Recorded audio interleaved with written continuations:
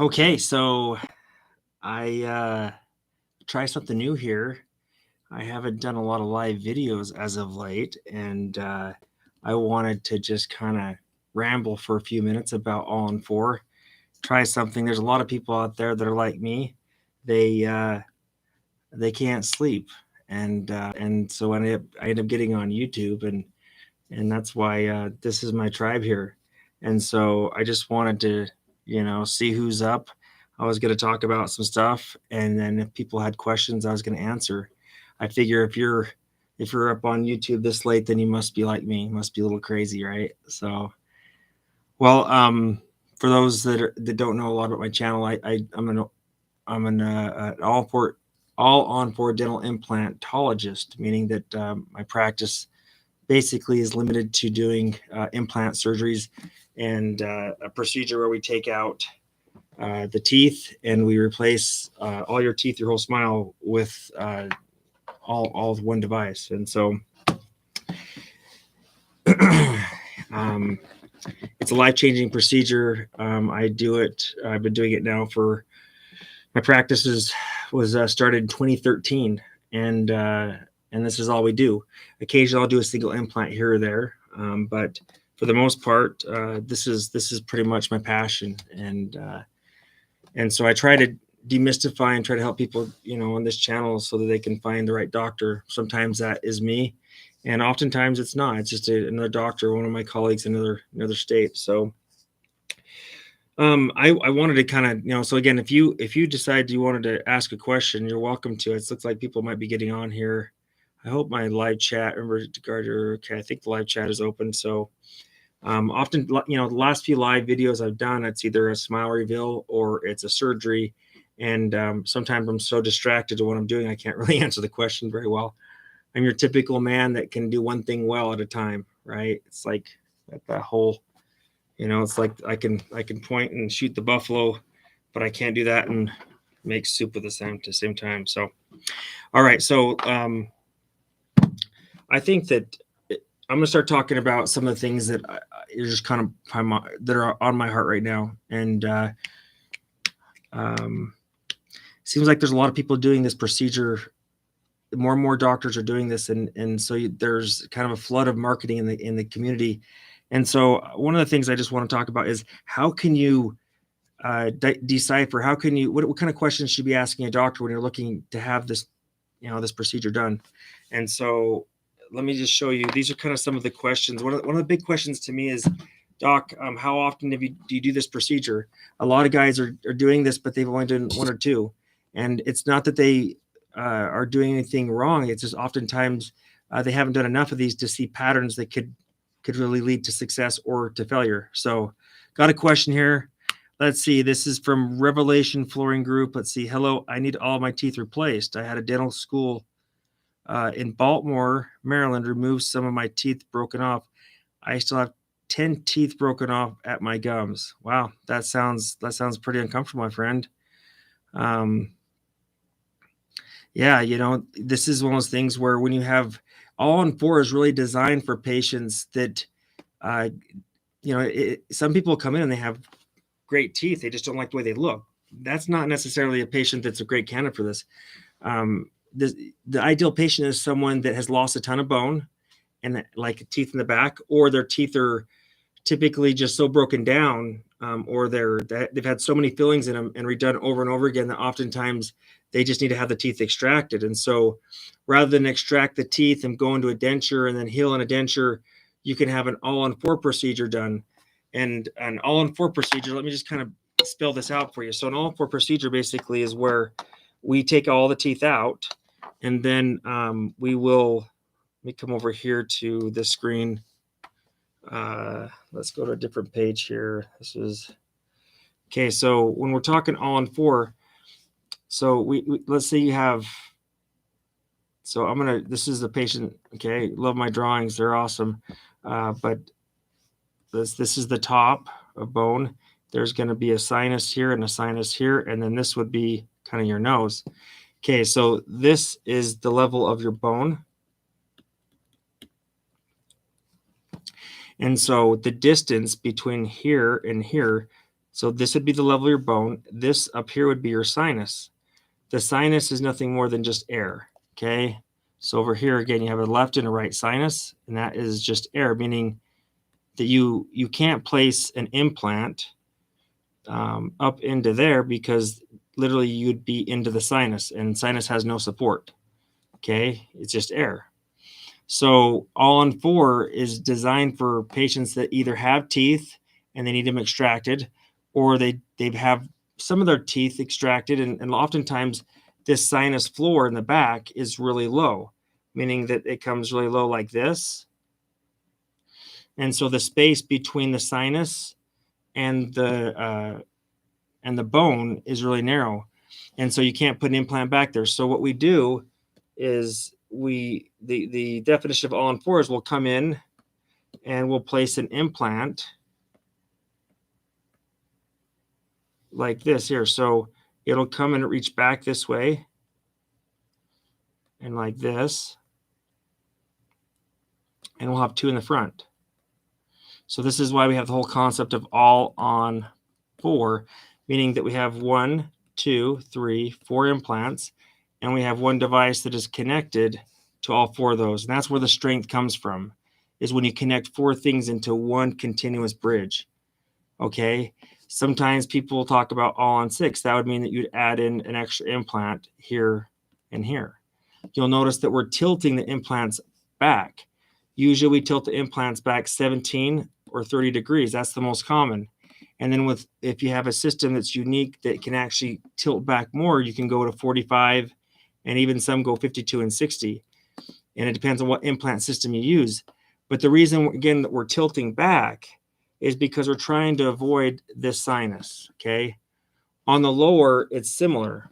So on the lower, let's say this is the level of the bone. You have these nerves that cross through.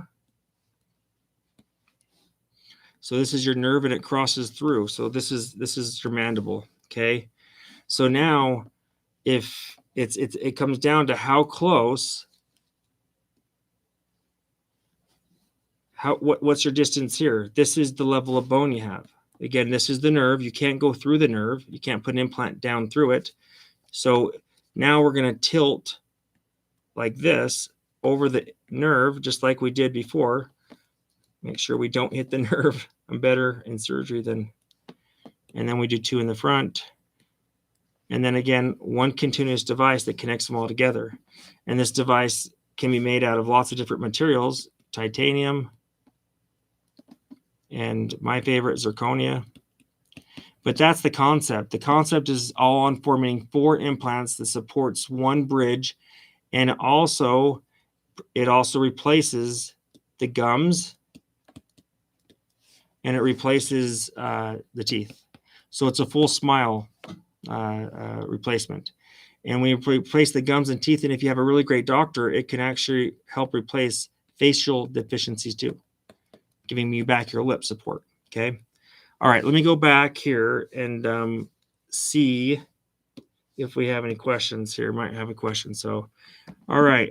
We still got my Revelation guy, Revelation 4. So it's been like 13 years. Okay.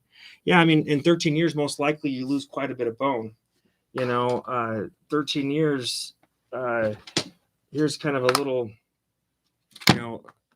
if you look here, we start here with your level of bone, like here's your teeth. And then as you lose your teeth, you see how your bone starts to change and it starts to thin out until all of a sudden you're at this point and now you have very little bone. So the longer you wait, the harder the surgery can be and the more expensive it can be. And so I definitely always tell people, don't wait too long, because if you wait long, you ends up costing you more, So let's see here. Kathleen Fulton, but if one breaks or becomes infected and you only have 4, I've heard that it all needs to be replaced. Is that true? Kathleen, I love your question. That's awesome. Okay. So I like to draw, so bear with me here. Let's go to my board here. So you're right in the sense that, okay, we have 4 implants. and they're purposely tilted. Okay, we're gonna do this, and they're all supporting one device. So you're saying if you lose one implant, well, now we have to, you have to redo the whole device. Well, yes and no. Okay, if we had a fifth and a sixth implant, okay, would it make a difference? Yes and no. So if we lose this implant, if you have 6 implants placed and this implant is lost, that's the most critical implant. So the most posterior implant, anytime you lose it, is most likely going to make you have to redo a device. Doesn't matter if you have 4 implants or 6 implants. You really just don't want to lose that back implant. Okay. And so that's the short answer of whether it's 4, 5, or 6 posterior implants are the ones that you really, so if you get, so what people will do is so if I label is 1, 2, 3, 4, 5, and 6. So what some doctors will do is they'll take 5 and they'll place it super close to 6 in case 6 fails. Well, the closer you make 5 to 6, now it's going to be more difficult for the patient to clean and actually have a higher risk of complications long term. You really want your implants spread apart. So unless you can get an implant back here, okay, if you can get way back, but that's really difficult when we're talking about where your nerves at or your sinuses are at. And so, and the other complication we have when you place implants too far back in the mouth, now you're like an alligator trying to get that device in and out. And you have to think about that. Like you're going to have to be able to open your mouth wide enough. So the term that's often overused, I believe, is all on 4, none on 3. Okay. I don't believe that. And let me tell you, I actually place 5 and 6 implants all the time. I mean, all the time. And so I don't believe that all on 4 is always the solution. 4 is not a number that I'm always tied to. But I have a number of patients where they've lost 4 implants, or sorry, they've lost an implant and they're on 3 implants, and they're actually doing very well. I mean, I think I'm on like year 5 with one patient, and we every 6 months she comes in, we look at it, and the bone is holding great, and so she's a little more cautious. But again, the implant that was lost was the anterior one, so it's like a tricycle, one in the back, or sorry, one in the front, 2 in the back, right? Now, if she lost one in the back, then yes, we would have to basically replace that. But with most all on 5s or 6s, it would have been the same situation. Okay. Let's see. You have another question here. So is the safest way to go get a zygomatic implant, even though they're more expensive?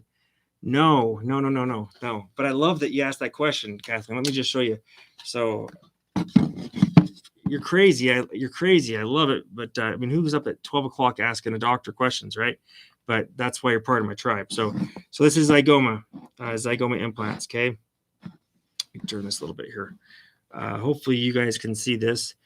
A zygoma implant is used when you have severe atrophy of the maxilla, meaning like, so when this is like the level of the bone. Okay. When it's so little that there's no distance between the level of bone and the nose. Okay. Then you have to tilt back and do a zygoma implant where you literally go, and this is the side of your face. So why wouldn't you want to do this from the start? Well, if you had all this bone, which you should have up here, you would have to literally shave the bone down. The only way this would work, because is the bone comes up. Can you see how the angle? So the implant would have to go from here to there. And so the only way you could get a zygoma implant in would be to go through your eye. So that's not a good idea. So the doctor would have to shave down the bone so low to get it to come in into this angle, which you see here, right? Zygoma implants they require that the patient doesn't have enough bone, and so zygoma implants are the last resort. And I do place zygoma implants; they work great, but normal implants are the best way to go. And so I hope that answers your question. Let me come back here. So. Okay. Well, I have. I'm really glad that Kathleen asked that question. Zygoma implants are great. They do have still a great success rate. the biggest complication we find with zygoma implants is also oftentimes the patients have gum problems. So someone that's lost so much bone often has cheek tissue instead of like leathery tissue. If you think of, like, if you smile and you have teeth, you look around your teeth, you'll notice that the gums around your teeth aren't shiny. They don't have a shine to it. But if you look in your cheek, you'll see it's shiny cheek tissue. It's movable. And so what happens is, because the patient loses so much bone, the cheek tissue meshes with the thick keratinized tissue, and on the outside, that can become a problem. And so you have to do tissue and gum grafting.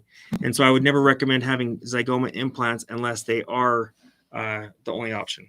Okay. All right. Come back here. Some of the things I think that you're looking at doing ALL-ON-4 is, what would I, if I were you and I was looking for an ALL-ON-4 doctor in your local area, what things would I look for? I would look for someone that does the surgery and the prosthetics, that makes the device all together. Okay. And why? Because I believe that the best surgeons are the ones, they're the ones that have the responsibility of taking care of the patient for the life of the patient. Because you learn as you grow. Like every surgery you do, you get better and better, and you see patterns. There's things that I know and the things that I do that I've never read. No one's ever told me, but you learn as you go. And because I have so much responsibility, I always have the patient's interest at heart. I want it to last forever. So having a doctor that's trained prosthetically and surgically is really, really important. Another thing I would look for in a doctor is a doctor that's really transparent, and he doesn't shy away from questions about the materials that he uses, the implants that he uses, the lab. If he doesn't have an in-house lab, what type of lab does he use? Where is it sent? These are things that oftentimes that are overlooked.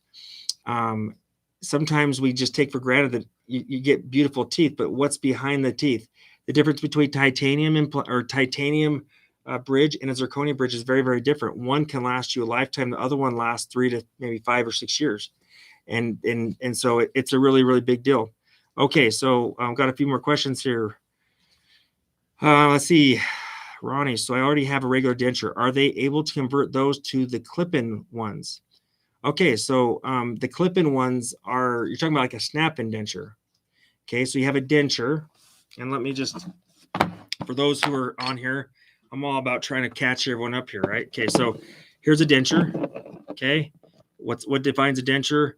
A denture basically has no implants to support it. It basically is all acrylic, has ceramic teeth on the outside. How this stays in is it suctions up saliva in the mouth, coupled with good contact, will create a suction, and that's how this stays in. Okay, the bottom's a lot more difficult because there's not a lot of surface area, and so the bottom rocks and it's hard to stay in. So now she was saying, can you make this into this, which is, it's called a snap-in denture. I think she called it a clip-in. But if we look here, you'll see this is just a model. You got 4 implants. This is not an ALL-ON-4 though. This is a 4 implant snap-in denture. Okay, so this, you'll see these black O-rings. They snap right on to that.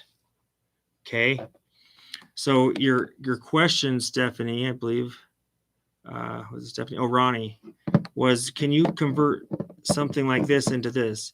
You can, absolutely. It depends. Like in my office, when I don't currently do these devices. I strictly do that, like the more ALL-ON-4 style, like this here or here. But I did a lot of these, and so I can answer your question. You can basically turn this one into this one. It's called basically conversion, and what you're doing is basically making it so that you route out holes in this, and then you get it to go over implants that were placed surgically, and then you do a pickup. It's called a conversion, and then it snaps in. Often doctors don't like to use existing dentures because sometimes the dentures aren't in good shape, and so they want to make a brand new denture. But you can, and oftentimes you can do that to save money, and sometimes it can be a stepping stone from there into something like this. But I'll tell you, Ronnie, one of the big things that happens is this is one of the reasons why I don't do a lot of snap and dentures anymore, is because these O-rings here that you see, we call them O-rings. They could be locator, locator. What do you? Oh, come on, it's 12 o'clock. Locator. Nylon inserts. So these inserts, they have to be replaced. So basically, it's like a male-female fitting, right? So every time you snap it on, it's going to wear that nylon or that rubber. And so coming on and off, these rings wear out. And oftentimes patients get frustrated and they're like, this is like a printer, it's cheap to get into, but then it costs a lot of money to maintain. You have to keep on paying for the paper. And so that's one of the reasons why I like patients to like me. I like, when people feel like they got taken advantage of, even though I tell them all this on the front end when I used to do these, people kind of just, they get frustrated. Usually that's like $30 to $50 every time you come in per insert to swap those out. That's on top of a cleaning fee or maintenance fee. And then that's not even the end of the story. If you look here, the acrylic has to, meaning the denture, when it goes on, it has to, it can't be supported just on the implants. It has to be supported by gums also. And so if it isn't intimately supported, then the denture can break. Okay, so it's like if people would come back in my office and be like, it's moving, it's moving. I'm like, yeah, I know it's supposed to move. All snap-in dentures should move. If they don't move, then the denture is gonna break. We want it to be lined close enough that it's being supported by the tissue. And so a lot of times patients come in, they're like, doc, I just want these replaced. I look in the mouth and I'm like, yeah, but your denture isn't lined well. You've lost bone, and now you have to get a rebase or a reline. And that's where you start to get patients that are frustrated because they feel like, you should have told them and they didn't realize. And the hard thing is that you don't know how quickly you're going to lose bone. Sometimes patients don't lose bone at all. And sometimes patients will lose bone really quickly. How quickly your bone goes away or is stable will dictate how many relines you need in your life. Okay. I hope that was useful, Ronnie. I don't know. That was just kind of a crack at it there. Let's see. I'll go to the next question here. How much is a whole mouth roughly? What do you think about Clear Choice? Okay, so I want to call you Revelation, but it seems weird calling someone Revelation. I mean, cool name actually, but okay. So how much is a whole mouth roughly? So I think you're referring to ALL-ON-4 when you're asking that question, and ALL-ON-4. If I come back here, let me write this down. You can hold me to it here, but every case is different, and so I don't give pricing until specific pricing for any one person until they come in. But let me give you some price, like some numbers to kind of give you an idea. If someone has, if we do 4 implants and we don't need to do any extra special procedures, meaning like zygoma implants, or let's say they need, they have a sinus that needs to be moved, which can happen, something we call a sinus crush. If they don't have really super gummy smile, things like that, if they're a standard case. And I would tell you that most patients are a standard case, majority. So if you're a patient that doesn't have anything super irregular, you're going to be in my office. It's going to be around $25K per arch. Okay, I know that people are going to nuke me over this. It happens all the time. That's in my office, but if you go to my buddy in Ohio, he's going to be 35, and you're going to tell me there's doctors that are you can have this done in Mexico or Costa Rica for 15. So there's a wide variety of prices, and it's a long continuum. And what I would tell you is the surgery is usually pretty standard. It's what you build on top of it that makes the price go up or low. So when you ask like what's the price typically for upper and lower, I just gave you the price of my Mercedes. I only do Mercedes in my office, meaning that I don't do, in other words, there's zirconia and there's titanium. I used to do a lot of titanium. I don't do very many of those at all today.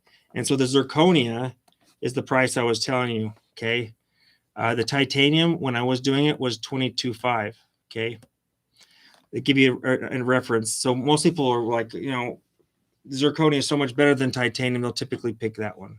And that's the best for most people. I say most. There's a few circumstances where titanium is indicated, but so I don't know if that helps. I would tell you that there's places you could go, like in my neck of the woods. There's a lot of places that do it right around 20 to, I'm right in the middle. I have doctors out there that are doing it for 20 in my area, and there's some that are doing it for 27 to 28.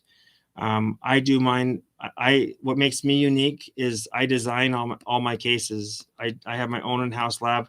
I literally bear the weight of the whole process. I don't send it out. Everything stays here. It's a lot more responsibility on me, but I think that my quality and my how could I say it? My OCD mentality. I like to control everything. I think that patients get a better service than. So your question was about Clear Choice, and I have nothing but respect for Clear Choice. A lot of great doctors there. Clear Choice is a entity that has multiple locations all over the country.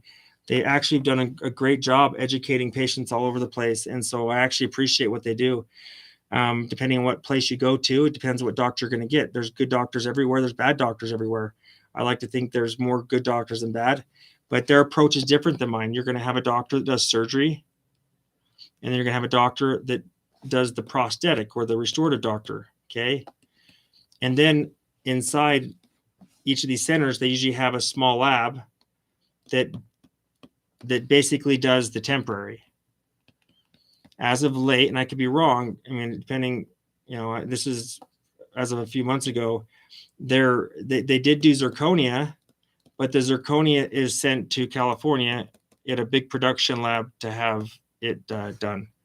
So again, they have to send out their stuff out, and that doesn't mean that's wrong or bad. That just means it's different. It means that they're using a big production lab, and if they have, I think that I've seen a lot of really great stuff from Clear Choice, and so I think they're a great option to go and get educated. And if it works in my area, the Clear Choice, last I checked, the price was $27,500. Okay, that's, again, don't hold me to that, but okay, so that's what I wrote there. You guys probably didn't see that, but all right, let me see here. Let me go back to some more questions here. Let's see. Okay, got a few more questions. Okay, where are you located? Okay, where am I located? I'm in Utah, Salt Lake City. I'm a 5-minute drive from the airport, so it's pretty convenient for people flying in and out. Like today, I saw a patient from Florida and a patient from California, and so 75% of my patients come from out of state. I've changed my whole way of doing things for out of staters because because we get so many of them. Okay, let's see here. Stephanie asked, I only need upper implants. How much would that be? Hopefully I answered that question for you. And if you're doing all-on-6, I gave you the price basically for all-on-4. Typically in my office, like the price difference would be like a couple grand. It's not a huge difference. If you choose to do all-on-6, like literally you're not spending a whole lot more, at least in my office. I typically will tell people that if they really want to do it all-on-6, I mean, that's a whole nother subject, and I could spend hours talking about that too. But I'm very, very accommodating. It's like a car. Okay, cars need a minimum of 4 tires. Okay, 2 in the front, 2 in the back. The more spread you get between the front and back tires, the more stable you have. Right, the wider wheelbase you have, the more stable also. So what I tell you is that you only need 4, but oftentimes patients will like the idea of having a 5th and a 6th implant, and it's more responsibility. It's more cleaning. But for some patients that grind, clench, or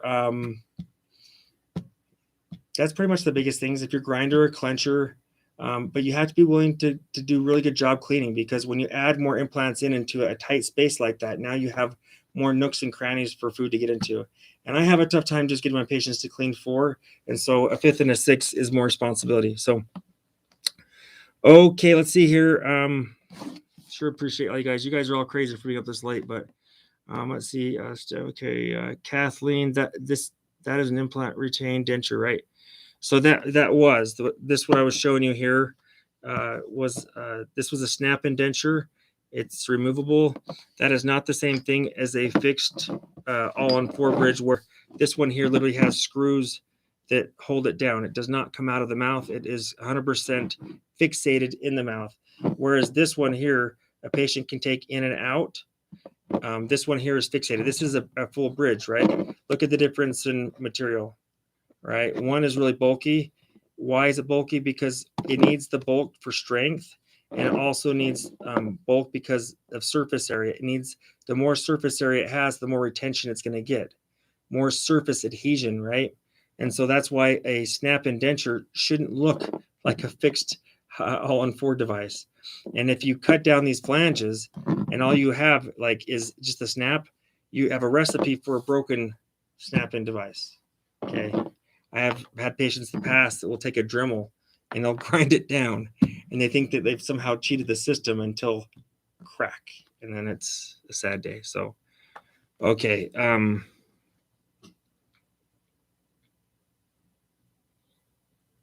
Okay, see, Kathleen, what is this? Okay, how long after a tooth is pulled should you wait to get an implant, and can you bridge on an implant?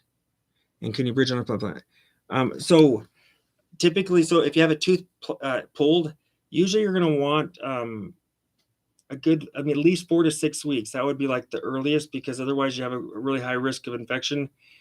Generally, you want that bone to kind of settle down.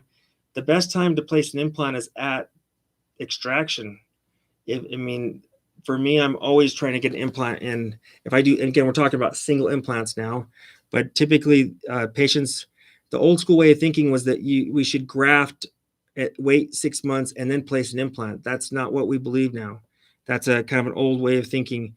Typically, you want a doctor to extract a tooth very carefully, maintain as much bone as possible, and then remove any infection if there's there, put an implant in, graft around it again, and then you're going to either put a cap over the top of it, like we call it a healing cap, or you put a tissue former in. And so like this here, if we look here, here is an implant. Let's see here. Again, this is an abutment, a post that goes into an all-on-4 device. And this is just a model, by the way, guys. This is not something. This you'd put this maybe in like an elephant or something like that, but this is huge.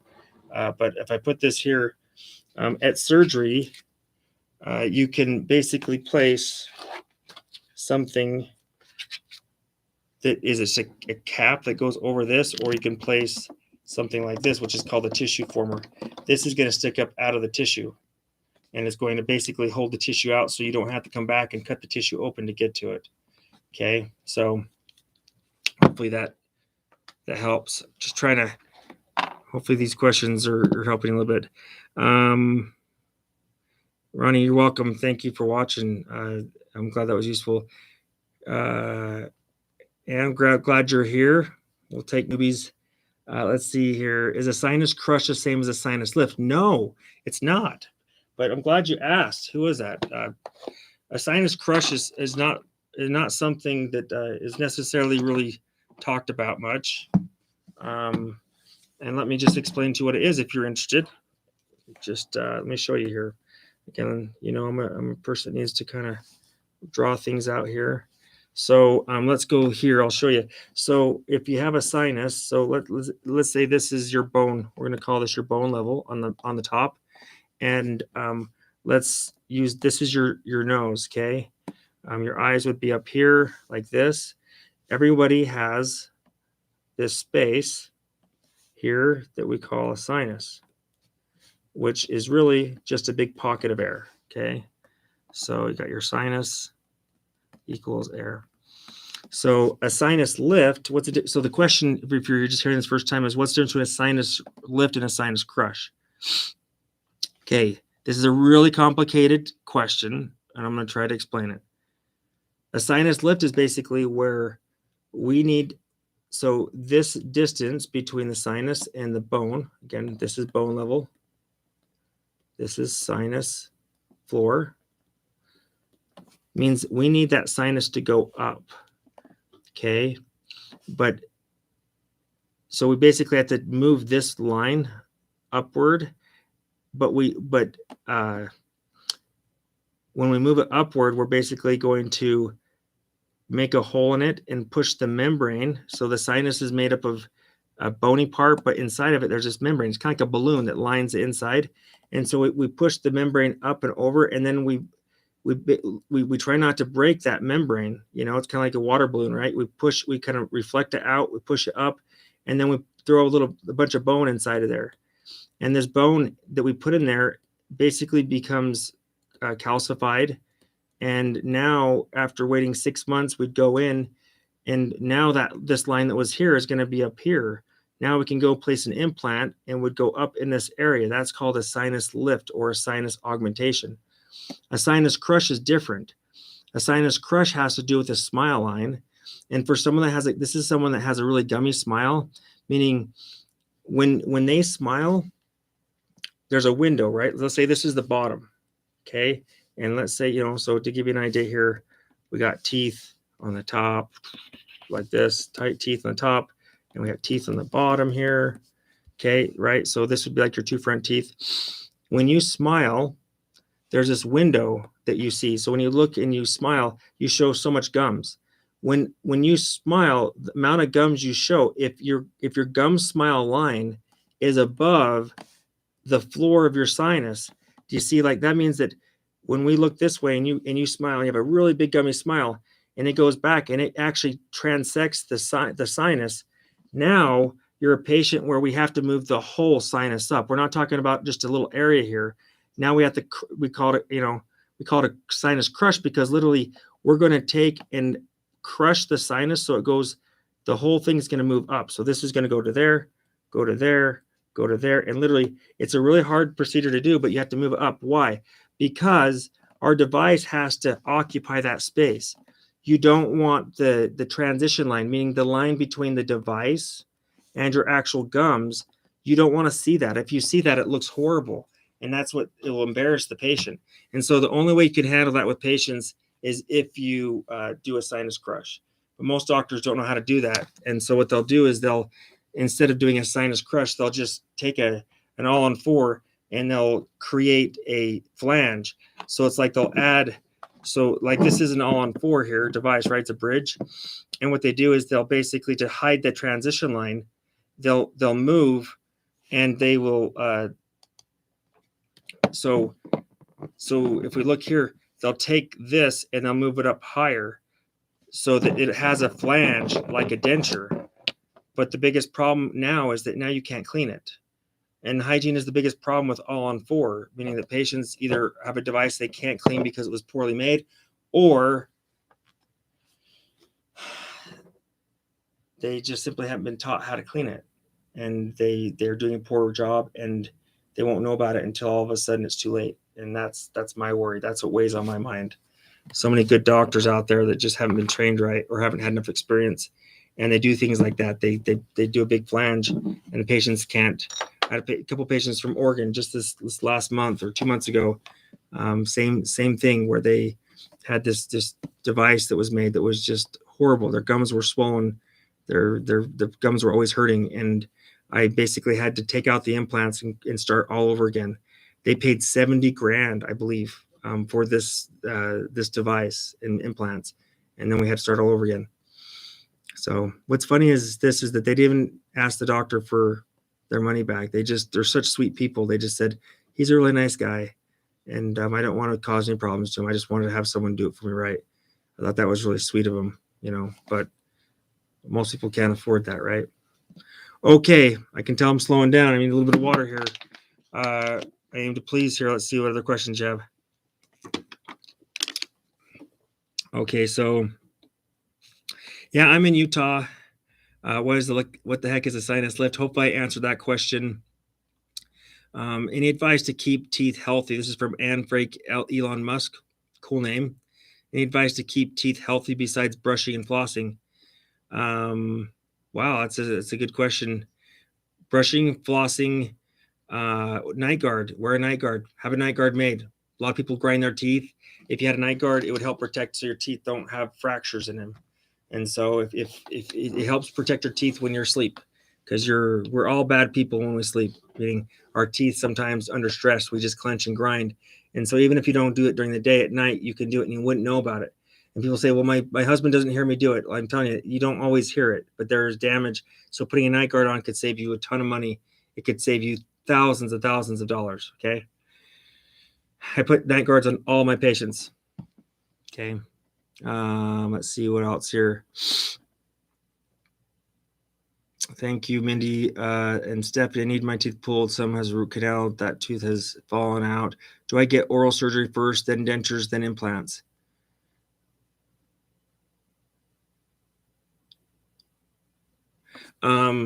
So I think I answered this earlier. I recommend that when you do have your teeth pulled, that you have implants placed at the same time. I'm not a big fan of grafting. This is what happens. I had this happen to my wife. On a lot of patients, you could take a tooth out, we graft bone in there, and then you're just not a patient that does well with bone grafting. Like my wife is the healthiest person you could meet. She's like literally a sweetest, and she's healthy, and she's everything that a patient should be and more. And yet I did a bone graft on her early on, right after dental school. And I threw the kitchen sink at it. It was gorgeous. I was so proud of it. I took pictures of it. I was just out of school. And honestly, I came back after 6 months of healing, and she had lost 75% of her bone. And so I couldn't explain it. And then I started reading and understanding that every patient heals the same. So yes, make sure if you can place implants the day of extraction. Okay, let's see what else. If you are a grinder or clench, would you need more or less? I'm assuming you're talking about implants. And like, for example, I did this on my dad in the past year, or sorry, the last month. And I always put more implants on patients that are severe clenchers or grinders. What I'll say is this: is some people don't have a lot of money, and so ALL-ON-6 and ALL-ON-4, the difference may be hard for patients. Even though, again, in my office, it's not a huge difference. It could be only like a couple $1,000s, but it's still a lot of money. So what I tell people is, if you're concerned about implants failing, we could do ALL-ON-4, but we do ALL-ON-4 top, bottom, but we give you top teeth immediately, and the lower teeth we just delay 4 months. We wait 4 months. We let the top get a head start on healing without having any risk of contacting the lower. And 4 months later, we come back and put the lowers in. I'm telling you, patients do well with this. This is what I did with my dad. My dad is one of the most severe clencher grinders out there, and so to protect him, he literally is not healing without teeth. That may seem barbaric, but I've done this enough, and I just want success for my dad. I want him. No one wants failed implants. No one wants to go through that. And so you have to trust your doctor in his experience. So, okay, let's see what else we got. I'm trying to answer all these. Another one, Kathleen S. So fixed on ALL-ON-4 dentures are a bad option and break frequently. Fixed ALL-ON-4 dentures are a bad option and break frequently. No, Kathleen. If you're not hearing me. No. ALL-ON-4 fixed is exactly what most patients should get. It's snap-in dentures. So snap-in dentures are the ones where you have to just know what you're getting yourself into. They're a good option. They're never going to be fixated. They're always going to move. You're going to have to pay more for inserts. Like your maintenance visits are going to be more expensive. That's where it's like the printer with ink. You're going to have relines where you have to add more acrylic into it. You're going to have to pay for inserts. There's a higher chance that in the future you're going to need tissue grafting, because oftentimes the device going in and out will irritate the tissue and cause tissue to be swollen or inflamed. Your risk of having a lot of patients just don't clean the dentures well, and so they're putting a device in that's not as clean, and oftentimes will cause more inflammation and swelling. All in all, I had a lot more complications with patients that did snap-in dentures. Doesn't matter if it's 2 or 4. As a whole, here's the patient that I would recommend doing snap-in if they couldn't afford ALL-ON-4, ALL-ON-4 fixed dental implants. The ideal patient would be someone that's been in a denture and worn it for a few years, and now they just want to be able to not wear a denture and use any adhesive. Okay, so we're talking about someone that again is currently in a denture.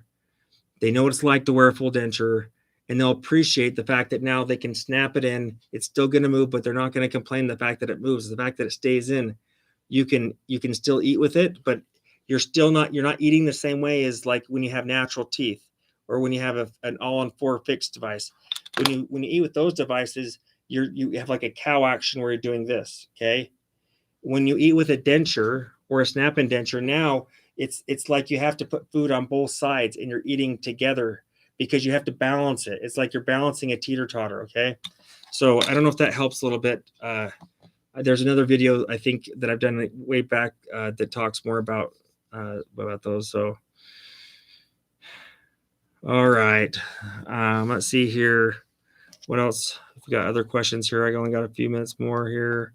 Let's see here. Okay, hopefully you guys can see me now. I'm sorry I was off. Could I call you to talk about what steps I need to take for all the problems I have had with my teeth? I no longer go out because of how I look. Which chin? I like your advice. Of course, you can schedule a consultation and do a Zoom consultation with me and my treatment coordinator. We'd love that. That'd be great. At the end of the video, I don't know my number off the top of my head, but I'll put it in the notes at the end. I'm located. It's Dream Dental. You can see located in Salt Lake City, Utah. And again, we'd love to. If you have questions, particular. I did a case a little while back that I really liked. That of a girl that had kind of a really prominent. You call it a witch chin, but a chin that's like out. It's a gorgeous before and after. If you go back and look at my videos, one of the youngest patients I've worked with. I would try to find right now, but I probably would struggle to find the case. But it's a YouTube video that we posted. So, but oftentimes all-on-4 can correct that and give you more of a nice facial profile. So, okay. All right. Okay, let's see here. Dina, you said, did you already say what the cleaning and upkeep is? I don't know if I did. But let me tell you, I don't think I did. And so twice a year, you need to come in for cleanings. In my office, I don't require patients to come back to my office.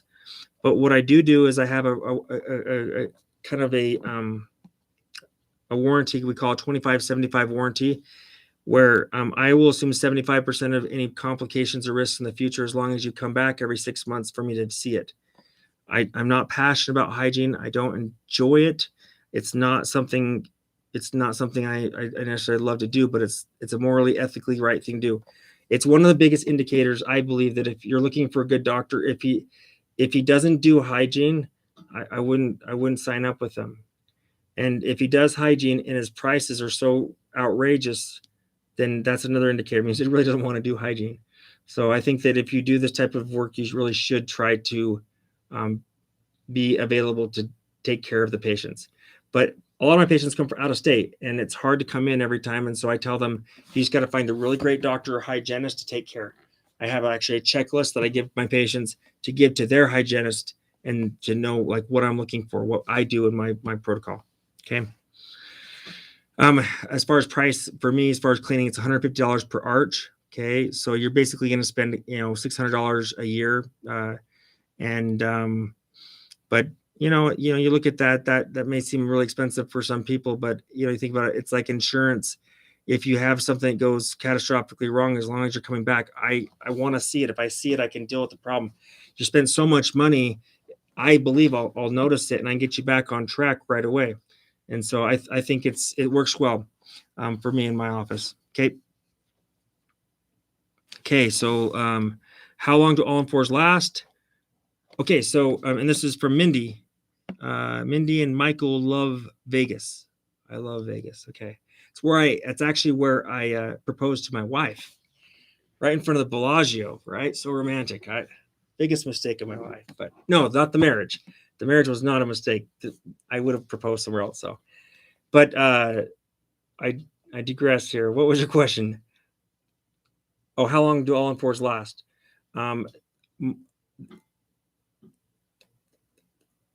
I hope they last forever. Here's what I'll tell you. The material, the zirconia, if you felt this, it is so strong. Okay, this is so strong, this device. But if the foundation underneath this, if it's not solid, again, here's another, I mean, there's lots of little different variations. You know, these are just some, but if the implants aren't healthy, obviously they're not going to last. So my biggest plea to patients is get your cleanings done, keep the foundation strong so that they do last forever. The device is strong enough, like literally, that there's not a stronger material made in dentistry. It will last, but you do have to have it maintained. It's like, how long does a Ferrari last? How long does a Mercedes last? Well, as long as you maintain it, you know, you might have a little upkeep here and there, but it will last. It's strong enough to last it, you know. So I can't say the same thing for titanium or acrylic or anything like that. Those things wear out. They have a life of typically 3 to 5 years. And when I'm talking about titanium, again, I'll just show, this is an example of a titanium device. It's still an all-on-4, but now we have 3 different parts. We have the titanium base, we have the pink acrylic that it's surrounded by, and then we have ceramic teeth. Okay, and those 3 things are glued together, and so it is, you know, when the back teeth wear down and flatten out, because they will, then the front teeth start to break off, and so you have to have those redone every 3 to 5 years. I have a few patients that are going 7 years and haven't had it done, but these are some of my like elite patients where they wear a night guard religiously and they have never had a breakage. And again, they're the kind of exception to the rule. So, okay, hopefully that answers your questions. Okay, Sean, you said you got your teeth pulled 2 years ago on the dentures and never fit. Yeah, dentures are hard, man. I feel you. Dentures are hard. The best dentists out there, they can struggle with dentures. The lower is something that you should be able to get to fit. Did I say the lower? I meant the upper. Yeah, the upper should, because of, again, if we look at a regular denture, the upper, if it has a nice long flange and you haven't cut it down with a Dremel, you should have enough suction here. Oftentimes what happens is patients will have a gag reflex, and so doctors will adjust this area here, but this is called the posterior palatal sill, and it seals. And so if it doesn't extend back far enough, that will cause the top not to fit, or it'll come dislodged and fall out a lot. And so, but the lower is a constant struggle because it's like a big horseshoe. And so I feel like that's the one that patients, just no matter what you do, I often kind of say, if I had to punish someone, what would I do to my like enemy? I would give him a lower denture. So, okay, let's see here. You guys are awesome. Just want to tell you, you're crazy being up this late, but again, you're awesome. Okay, so Kathleen, you said, thank you so much for all the helpful information. Do you have a YouTube video on sinus lifts versus sinus crush with the drawing? Because we couldn't see it. Oh, dang, you couldn't see that, huh? Man, I'm sorry. Okay, well, I'll put that on my list. I'll cut that from the video that I did, and I'll make that a separate video. So subscribe, and you can see like when you get an update when something comes out. But I'll make that commitment to you. Okay, I'm sorry that it wasn't on there. And then this last one, I'll take. I would definitely do this. I don't like dentures or adhesive, and I don't want the palate in my denture. So awful. Thank you for that. Well, guys, I said I was going to be on here for half an hour. It's been an hour. I just want you to know, hang in there. There's lots of great doctors out there. They're not great communicators. We're a different breed. If you can learn to communicate well with a doctor, sometimes you can mentor him to help you get what you want. And so subscribe to my channel. I'm going to try to get more videos out there. It's been a crazy last few months, so I haven't done much. I'm going to try to buckle down and get more videos out, but God bless you. I hope that you guys sleep well at night. Go to bed. You're crazy for being up so late. I'm going to try to get some sleep too. For those who are crazy and think I don't have any surgery tomorrow, don't worry. I only have 2 patients coming in. I'm just fine. Get a few hours sleep, but have a great night. God bless you. And if you have more questions, please comment I'll try to get back to them. And so thanks again. We'll see you.